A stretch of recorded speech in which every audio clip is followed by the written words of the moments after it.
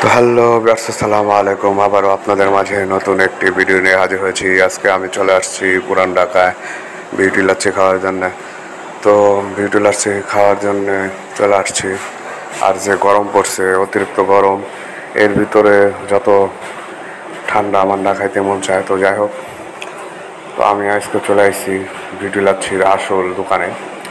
তো এখানে দেখতে পাইতেছেন অনেকগুলো গ্লাসের ভিতরে এই যে এটাকে বলে শিরা। এটা চিনি দিয়ে বানানো, এই শিরা দিয়ে করতেছে। আর দই আছে। তো বিউটি লাচ্ছির প্রধান উপকরণ এইটাই, এই শিরা, তাদের নিজস্ব বানানো এই শিরাটা। আর হইতেছে আপনার দই। তো তারপরে ওই যে একটা দেখতেছেন, পাতিলের মতো দেখতেছেন ছোট, এটার ভিতরে একটা ঘুটিনি আছে, ডাল ঘুটিনির মতো। তো এটা দিয়ে মনে করেন দই দেওয়া হয়, এটার ভিতরে বরফ কুচি দেওয়া হয়, আর শিরাটা দেওয়া হয়, তারপরে ঘোটা হয়। ঘোটার পর তারপরে যে গ্লাসে গ্লাসে ঢালা হয়। আবার যারা পার্সেল নিতে চায় তাদের জন্য আছে আবার পার্সেলের ব্যবস্থা, ওই যে পলিথিন, এই পলির ভিতরে দিয়ে দেয়। আর ওই যে বোতল ভরা শিরা, এগুলো শিরা চিনি দিয়ে বানানো তাদের স্পেশালি।